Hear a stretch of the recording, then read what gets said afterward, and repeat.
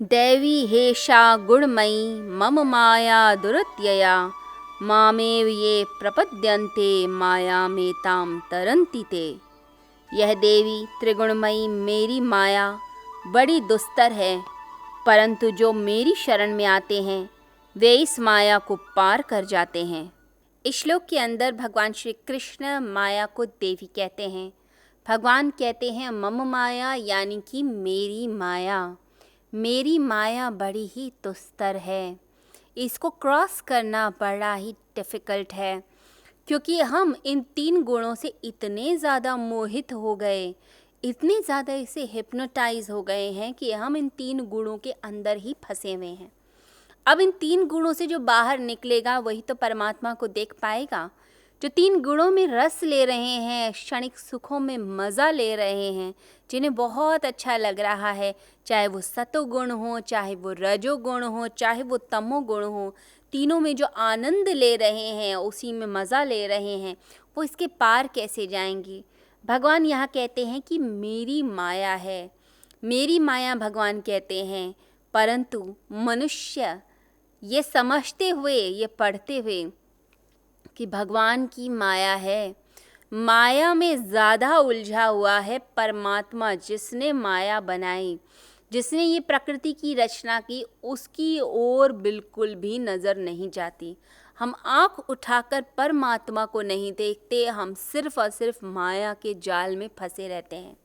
अगर आप किसी व्यक्ति की लाइफ को देखें तो देखेंगे सुबह से शाम तक की रनिंग है, एक रेस है। हम सुबह उठते हैं, ऑफिस जाना, एक भाग दौड़, वहाँ का काम देखना, फिर वापस आना, फिर घर के बहुत सारे काम होते हैं, फिर रात को सो जाना, फिर एक रेस चलती रहती है सारा दिन सारी रात। हम विचारों में अपने शरीर से एक रेस का हिस्सा बन जाते हैं, भागते रहते हैं। तो माया के जाल में उलझे हुए, कोई भाग रहा है धन के पीछे, किसी को पद प्रतिष्ठा चाहिए, कोई चाहता है कि एक ऐसी पोजीशन मिल जाए कि लोग मेरा नाम सम्मान से लें। तो हम चीज़ों में फंसे हुए, माया में फंसे हुए और माया से मोहित हैं, परंतु जिसने इस माया को बनाया उसकी ओर किसी की भी नज़र नहीं जाती। भगवान कहते हैं मम माया, मेरी माया, परंतु इस माया के पार कैसे जाया जाए इसके बारे में कोई सोचता नहीं है। भगवान इस श्लोक में बताते हैं कि यदि कोई व्यक्ति मैं और मेरा के भाव से ऊपर उठ जाए, यानी अहंकार से ऊपर उठ जाए और सिर्फ परमात्मा की शरणागति ले ले, तो वह व्यक्ति ज़रूर पार लग जाता है, यानी कि गुणातीत हो जाता है। अब क्या किया जाए? या तो संसार की उलझनों में फंसे रहिए और कहिए कि जब समय आएगा तब हम साधना करेंगे, जब एज हो जाएगी तब हम भगवान की भक्ति करेंगे, राम का नाम लेंगे। या जो भी समय है, जैसा भी है, जिस भी उम्र में है, वहीं से ही हम भक्ति शुरू कर दें, वहीं से ही हम प्रार्थना शुरू कर दें, क्योंकि समय तो हमें कभी मिलना ही नहीं है इस जगत के अंदर। चाहे वो यंग एज हो या ओल्ड एज हो, हम हमेशा परमात्मा के ध्यान को टालते चले जाते हैं। भगवान कहते हैं जो मेरा स्मरण पहले रखे और संसार के कार्य को बाद में रखे, वही व्यक्ति योगी कहलाता है। हमें इस संसार के पार जाना है, माया के पार जाना है, तो परमात्मा की भक्ति पहले। जब हम सुबह उठें तो पहले परमात्मा का नाम लें, सुबह ध्यान करें, जप करें, यज्ञ करें, परमात्मा का नाम लिया जाए, उसके बाद इस जगत की यात्रा हो। और सारा दिन ऐसा नहीं कि सिर्फ वो समय ही हमने साधना की, पूरा समय मन में यही भाव चले कि हम परमात्मा के लिए कर रहे हैं। ये हमारी नौकरी जो हमारी है, या बिजनेस है, या हम कोई भी जो कार्य करते हैं, चाहे हम हाउस होल्ड वर्क कर रहे हों, हम कोई भी कार्य करते हैं वो परमात्मा के लिए ही करते हैं, यानी उसी का नाम हर समय हमारी ज़बान पर रहे और वही भाव हमारे अंदर लगातार चलता रहे। लोग क्या करते हैं, नाम तो लेते हैं परंतु भाव नहीं रखते। अगर भाव नहीं है, नाम ले लिया तो भी गति नहीं होगी, सदगति नहीं होगी, क्योंकि सिर्फ आप शब्दों को दोहरा रहे हैं। आपने भाव लाने हैं, यानी कि भीतर से वैसी ही स्मृति रहे, परमात्मा का नाम चलता रहे। तो इस जगत की माया में फंसना नहीं। जैसे मछुआरा जाल को फेंक देता है और मछलियाँ फंसती हैं, तो ऐसे ही लालच में हम आकर हम इस माया के जाल में फंसते हैं।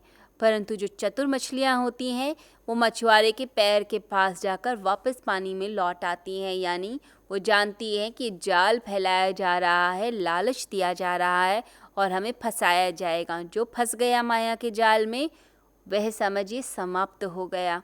तो माया के जाल में नहीं फंसना, कहाँ जाना है? परमात्मा के पास। तो हम अपने मन को उसी तरीके का बनाएं, परमात्मा में ही भक्ति जागे। अब है क्या, ये प्रकृति है ही इतनी मोहित करने वाली, एक बहुत बड़ी शक्ति है प्रकृति, परमात्मा की शक्ति। अब परमात्मा ने जिस चीज़ की रचना की है और जिसके कारण ये सृष्टि बनी है उसके अंदर पावर तो होगी ही होगी। अब परमात्मा की बनाई हुई चीज़, उसमें शक्ति तो होनी ही है। तो ये प्रकृति इतनी पावरफुल है कि हमें मोहित करती है, हमें अट्रैक्ट करती है, हमें बहुत अच्छी लगती है। और इसी से रिलेटेड जितनी भी चीज़ें हैं, चाहे जितने फल देख लीजिए, चाहे संसार की सुंदर सुंदर चीज़ें देख लीजिए, जितने भोग हैं, विषय हैं, सब इतना अट्रैक्ट करते हैं क्योंकि हमारा ये शरीर भी प्रकृति से ही बना हुआ है। ये शरीर, ये मन, ये बुद्धि, ये सब बना है प्रकृति से। इस शरीर में जब सतोगुण बढ़ जाता है तो अपने आप एक लाइटनेस फील होती है। जब रजोगुण होता है तो व्यक्ति हर समय भागता रहता है, कर्म करना चाहता है, इतनी ऊर्जा आती है। कुछ लोग होते हैं जो बड़े ऊर्जावान दिखाई देंगे, हर समय काम करते हैं, मेहनत करते हैं और थकते भी नहीं। कुछ लोगों में तमोगुण होता है, जल्दी थक जाते हैं, घबरा जाते हैं, हाथ पैर काम नहीं करते। तो शरीर के अंदर ये 3 गुण कार्य करते हैं। इसी प्रकार से हमारे मन के अंदर भी ये गुण कार्य करते हैं, क्योंकि मन जो है सूक्ष्म हिस्सा है शरीर का, स्थूल हिस्सा है शरीर और सूक्ष्म हिस्सा है मन। तो मन भी इस प्रकृति से बना हुआ। जब सात्विक मन होने लगता है तब हम दुनिया का भला करते हैं, लोगों के भले के लिए कार्य करते हैं। जब राजसिकता जागती है तो लालच जागता है, दूसरे के धन को देख के हम लालच में आ जाते हैं, विषय और वासनाओं में फंसने लगते हैं। फिर हमें वासनाएं दिखती हैं, इच्छाएं दिखती हैं, उनकी पूर्ति ही सब कुछ हो गई। आसक्तियों के जाल में व्यक्ति फंसने लगता है, तो ये रजोगुण बढ़ गया। और जब मन तामसिक होता है तो ये समझिए कि ऐसा मन बुरी से बुरी, नीच से नीच हरकत करने में भी हिचकिचाता नहीं है। ऐसी ही बुद्धि भी सात्विक मानी जाती है, राजसिक और तामसिक। जब सतोगुणी बुद्धि होगी तो हमें परमात्मा की तरफ चलाएगी, हमारे मन को वैसा बनाएगी, शरीर को भी वैसा बनाएगी। राजसिक बुद्धि राजसिकता की तरफ लेकर जाएगी और तामसिक बुद्धि तामसिकता की तरफ लेकर जाएगी। इसलिए हमारे देश के अंदर प्रथा है, प्रचलन है कि हम गायत्री मंत्र का उच्चारण करें, क्योंकि गायत्री मंत्र का उच्चारण हमारे अंदर की सात्विकता को जगाता है। जब हम भगवान से प्रार्थना करते हैं कि हे प्रभु, हमारी बुद्धि आपके निर्देशन में चले, हम प्रकाश का ध्यान करें, हम उसी का वर्ण करें, वही प्रकाश हमारे भीतर आए। हमारी बुद्धि के सारथी हे प्रभु तुम बन जाना। तो भगवान को ही बुद्धि सौंप देते हैं कि तुम जिस डायरेक्शन में चलाओ वहीं हम चलें और हमारी बुद्धि आलोकित हो जाए प्रकाश से, ज्योतिर्मय प्रकाश से। जो प्रकाश सूर्य जैसा है, हम उस प्रकाश को का वर्ण करना चाहते हैं। तो भगवान से हम प्रार्थना करते हैं सात्विक बुद्धि के लिए। तो ये सात्विक बुद्धि हमें लेके जाती है परमात्मा तक।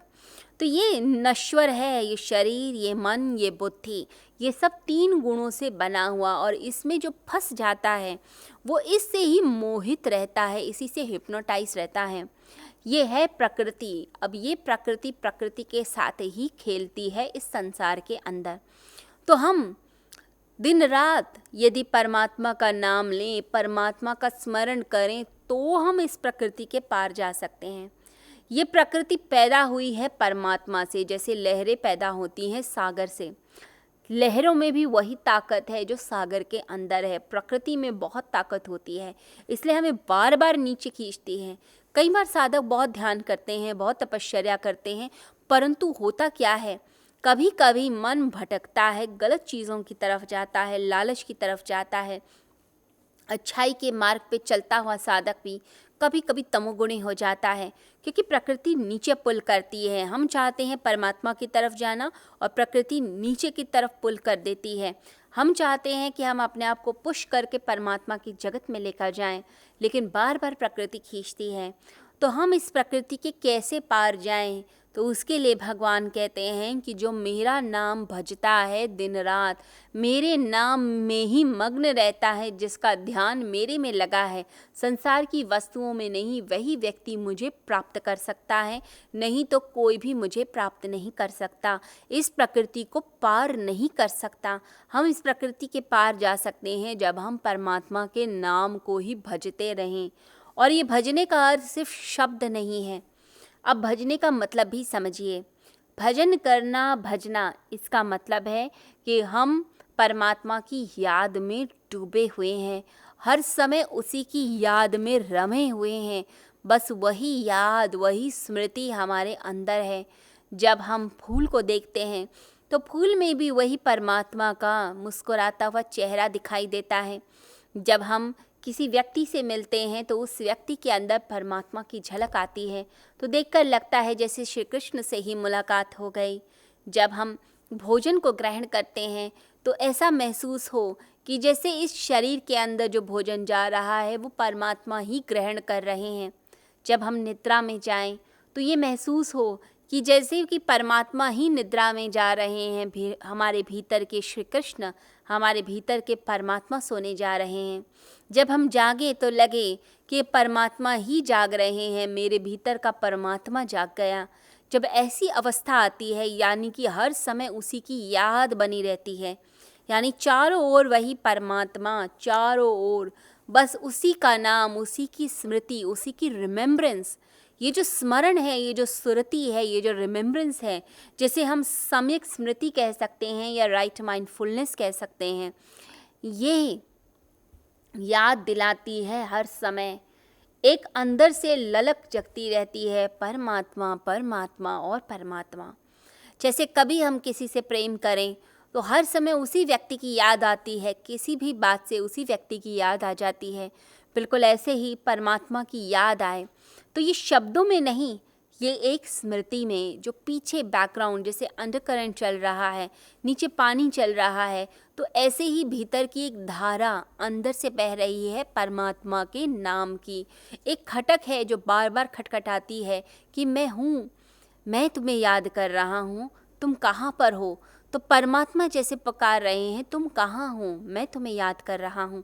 तो एक याद जो बनी रहती है, इसे कहा जाता है भजन करना, भजना। हर समय परमात्मा की याद में डूबे रहना। जैसे किसी की याद आए, हम डूबे हुए हैं, हम याद करते हैं, कोई बेटा कहीं दूर है, बेटी दूर है, पति दूर है, तो कैसे याद आती है बार बार कि बच्चा ठीक तो है, सही काम कर रहा है कि नहीं कर रहा। बिल्कुल ऐसे ही परमात्मा जब इतने प्यारे हो जाएं, इतना उनकी याद आने लगे, तो समझिए कि हम भगवान का नाम भज रहे हैं। और अगर ये 24 घंटे हो जाता है तो ये जो स्मृति है, ये जो याद है, उसके कारण हमारी चेतना उस डायरेक्शन में बहने लगती है। जब हम याद करते हैं तो एक चैनलाइजेशन होने लगती है एनर्जी की, यानी कि जैसे हमें नदी को बहाना है तो नहर बनानी पड़ती है, हमें खोदना पड़ता है वो रास्ता। उसी प्रकार से जब हमें परमात्मा की राह पर चलना है तो एक नहर खोदनी है स्मृति की। स्मृति यानी याद। वो याद क्या करती है, एक चैनलाइजेशन, एक चैनल, एक नहर बना देती है, जिसमें से चेतना की नदी बहती चली जाती है। तो चेतना की नदी बह रही है और हमने वो नहर खोदी, वो स्मृति के कारण होता है। तो ये स्मरण, ये स्मृति बनी रहनी चाहिए, तभी परमात्मा की तरफ हमारा झुकाव होता है। अब जैसे माँ बच्चे को प्रेम करती है, वो भावों में करती है, शब्द में नहीं। तो शब्द इसमें इम्पॉर्टेंट नहीं है। जब हम प्रेयर करते हैं, जब हम भगवान का नाम लेते हैं, तो हमने सही से बोला या नहीं बोला, इससे कोई मतलब नहीं, लेकिन हमने परमात्मा को बड़े दिल से याद किया। वो दिल से याद करना, भावनाओं से याद करना, ये बड़ा इम्पॉर्टेंट हो जाता है। जैसे माँ कभी अपने बच्चे से नहीं कहती कि मैं तुम्हें प्रेम करती हूँ, लेकिन उसके हाव भाव, उसका खाना खिलाना, उसका ध्यान रखना, हर समय बच्चे के बारे में सोचना, बच्चे को अपने सीने से लगा के रखना, वो जो आलिंगन है, वो जो प्रेम से उसकी आँखों में देखना है, उसे प्यार करना है, उसके सर पर हाथ रखना है, वो जो प्रेम है वो दिखाई दे जाता है। और जब हम शब्दों में बयान करते हैं प्रेम को, इसका अर्थ है कि वह प्रेम झूठा प्रेम है, हम उसे बताना चाह रहे हैं। जब भी कोई बताना चाहेगा शब्दों में, तब ही वह चीज़ असत्य हो जाएगी। तो सत्य क्या है? जब वो निःशब्द होती है, जब वह मौन में होती है, जब वह चीज़ व्यक्त नहीं की जाती, अभिव्यक्त नहीं की जाती, जब वह आपके भीतर है लेकिन आंखें बता रही हैं, आपके हाव भाव बता रहे हैं। तो परमात्मा के प्रति हम वफादार हों, प्रभु परायण हो जाएं, जब हम उसी का नाम भजें, उसी का नाम चलता रहे और हर समय उसी की याद, उसी में ही एक मदहोशी आ जाए, तो समझिए कि हम उसकी राह की तरफ चल रहे हैं। तो प्रकृति से हम धीरे धीरे ऊपर उठने लगते हैं। तो ये स्मृति क्या करेगी? एक सेतु बना देगी परमात्मा और आपके बीच। फिर व्यक्ति प्रकृति से धीरे धीरे ऊपर उठने लग जाता है। फिर प्रकृति उसे पकड़ नहीं पाती, क्योंकि वह माया से नहीं बंध रहा, वो तो उस परम सत्ता से बंध रहा है जो है परमेश्वर। तो प्रभु परायण जैसे हुआ, हर समय प्रभु की याद, तो इस संसार से मोहित नहीं होता। अभी क्या है? हम इस संसार से मोहित हुए हुए हैं, इसके सतोगुण से, तमोगुण से, रजोगुण से अभी हम मोहित हैं। किसी ने कुछ कहा और एकदम क्रोध आता है, एकदम से हम कुछ ना कुछ बोल देते हैं, ईर्ष्या में फंस जाते हैं। क्यों? क्योंकि हम इन गुणों से मोहित हैं।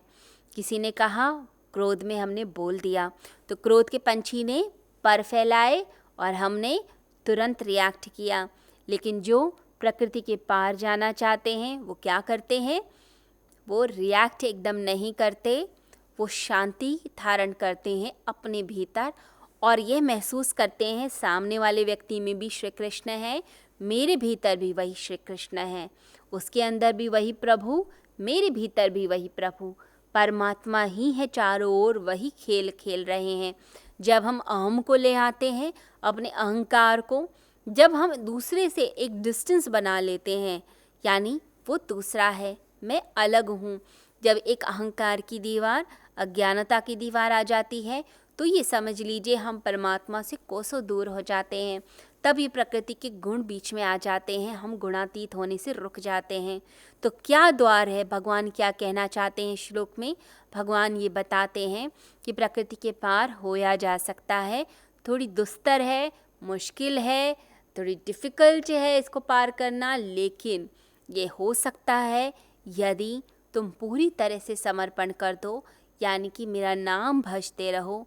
प्रभु का स्मरण वह द्वार है जिस द्वार में प्रवेश करने के बाद हम गुणातीत हो जाते हैं, मुक्त हो जाते हैं और मोक्ष को प्राप्त करते हैं। तो इसीलिए आपने क्या करना है? प्रकृति से ऊपर उठने के लिए भगवान का भजन करना है और उन्हीं में लीन रहना है।